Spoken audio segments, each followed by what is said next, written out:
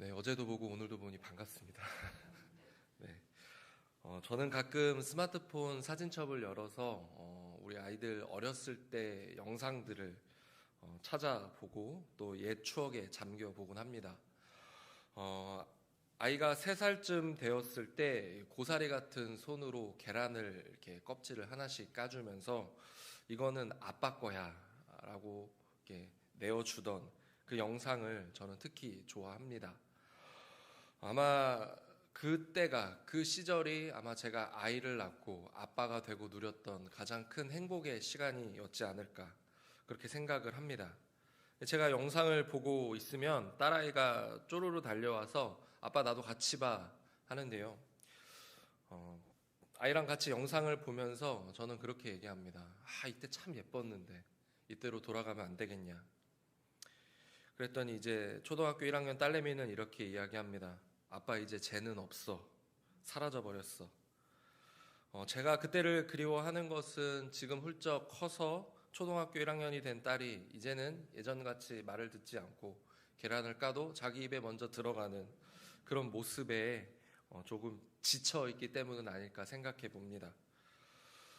이전에 누리던 행복을 이제는 가질 수 없게 되어버린 이런 상황, 우리는 그것을 현실이라 부릅니다. 현실은 때때로 우리에게 잔인하리만큼 가혹하게 다가올 때가 있죠. 매섭게 몰아치는 현실을 살아가다 보면 잃어버렸던 이전의 행복을 되찾고 싶은 것이 우리의 마음이지 않을까 생각합니다. 고난 가운데 놓였던 욥은 이제 자신의 고난에 대한 항변을 이제는 그치고 지난 날들에 대한 향수를 떠올리며 이야기합니다. 욥은 어떻게 살았습니까? 굉장히 부유한 삶을 살았습니다.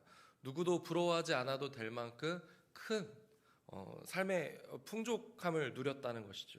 많은 사람들이 그에게 존경을 표현했고 또 자신이 하던 이야기를 멈추고 욥이 하는 이야기를 듣고자 자신의 입을 가리던 사람들도 있었습니다. 또 욥은 얼마나 선한 사람이었습니까? 아무도 도와주지 않았던 사람들, 누구 하나 긍휼의 손길을 베풀어 주지 않았던 사람들을 향해 자신의 손을 내밀어서 그들을 살뜰히 살폈습니다. 고아와 빈민들은 늘 욥이 함께 했던 것입니다. 그런 욥의 모습을 보며 아주 망하게 된 자들, 또 모든 것을 잃어버린 과부들도 그 욥을 바라보면서 기쁨을 얻고 욥을 축복하기까지 했습니다. 그런데 지금은 어떻습니까? 욥이 아주 망하게 되어버리자 그런 긍휼은 욥은 세상으로부터 받지를 못하게 되었습니다. 이 시대는 굉장히 냉정합니다. 타인에 대한 고난, 다른 사람에 대한 고통에 무감각해질 정도로 굉장히 차가운 시대가 되어버렸습니다. 자신의 삶에만 집중한 나머지 자기 자신 외에는 어느 누구도 자신의 삶을 간섭할 수 없다라고 이야기를 합니다. 그래서 어제 뉴스를 잠깐 보니까요, 끔찍한 일이 벌어졌습니다. 20대 엄마가 짜증난다는 이유로 6개월 된 아기를 아파트에서 내어 던진 일들이 있었다고 합니다. 이게 얼마나 안타까운 일입니까? 자신의 기분과 자신의 감정을 이기지 못하고 자신이 낳은 딸을 그렇게 함부로 하는 그런 모습들을 보면서 이 시대가 가진 어떤 차가운 현실, 그것의 참 모습이지 않을까 반성해 봅니다. 하지만 욥은 그런 사람들을 외면하지 않았습니다.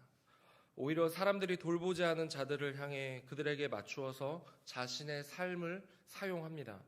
맹인의 눈이 되어주었고요, 다리를 저는 사람들의 발이 되어주고 빈궁한 자들의 아버지가 되어주었고 자신이 모르는 자들에도 찾아가서 어려움을 해결해 주는 게 욥의 삶이었습니다. 그런 욥의 삶은 참으로 의롭다라고 말할 수 있겠죠.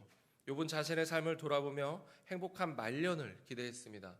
하나님이 나와 함께 하시고 내가 이렇게 살아왔으니 내 말년에 누구든 나와 함께 하고 내가 기쁨을 누릴 것이다 라고 그는 기대했습니다. 자신이 가진 것을 나누며 타인의 행복을 위하여 살아왔던 자신에게 영광스러운 죽음이 올 것이라 기대했던 것입니다. 그런 욥이 마주한 현실은 어떻습니까? 자신이 가졌던 모든 것을 다 빼앗겨 버립니다. 사랑하는 자녀를 잃었고요, 풍요로웠던 삶을 모두 다 빼앗겨 버렸습니다.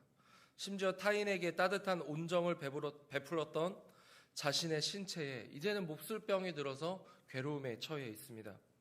이전에 자신이 타인들을 돌봐 주었었다면 이제는 타인의 도움이 없으면 살아가기 힘들 만큼 아주 못쓰게 되어버린 것이죠. 이런 지독한 현실 앞에 욥은 옛 일들을 회상합니다. 욥이 자신의 삶을 되돌아보며 가장 먼저 떠올린 자신의 인생에서 가장 행복했던 시절이 언제였을까요? 저는 그것이 2절에 잘 나타나 있다고 생각합니다.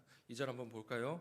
나는 지난 세월과 하나님이 나를 보호하시던 때가 다시 오기를 원하노라. 네, 욥은 하나님과 함께 교제하던 그때가 가장 행복했었다라고 이야기를 합니다. 그 시절로 다시 돌아갈 수만 있다면 돌아가고 싶다라고 이야기를 합니다. 하나님과 함께 했던 그 시절에 욥은 참 행복했습니다. 어둠이 있는 곳을 다녀도 하나님의 등불이 그의 머리에 비추어서 두려울 것이 없었습니다. 아픔과 슬픔이 있는 현장을, 그 세상을 돌아다녀도 욥은 하나님이 함께 하심을 경험하며 어디를 가든 하나님이 주시는 생명의 기쁨을 맛보았기 때문이죠. 욥은 하나님이 자신과 함께하며 친밀한 우정을 나누었던 그 하나님이 이제는 왜 돌아서서 왜 갑자기 자신의 원수가 되셨는지 이해할 수가 없었습니다. 그러기에 5절에 이렇게 이야기합니다. 그때에는 전능자가 아직도 나와 함께 계셨으며, 이렇게 외치는 그의 목소리에는 그의 아픔이 고스란히 드러나고 있는 것 같습니다. 욥은 다른 어떤 것보다 하나님이 함께했던 그 시절을 그리워하며 그때로 되돌아가고 싶어 합니다. 하나님이 함께 하셨기 때문에 그는 자신에게 허락된 복을 자신에게만 사용하지 않았고 많은 것을 가지고 있어서도 그것을 나누며 살 수 있었던 것입니다. 욥은 그때의 행복을 다시금 되찾기를 갈망합니다. 이 갈망은 그냥 그때는 그랬었지, 그때 참 행복했었지 하며 회상하는 것에 그치지 않습니다. 오히려 지금은 끊어져 버린 것 같은 하나님과의 친밀한 교제를 다시 회복하고 싶어 하는 강한 열망이 담겨 있는 것입니다. 사랑하는 성도님들에게 가장 행복했던 순간들은 언제였습니까? 많은 것을 가져보고 좋은 것을 먹으며 좋은 집에 살고 남들의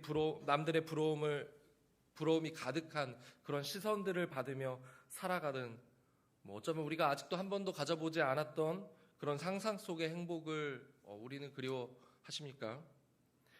그러나 그런 것들보다도 가장 소중한 일들을 한번 떠올려 봤으면 좋겠습니다.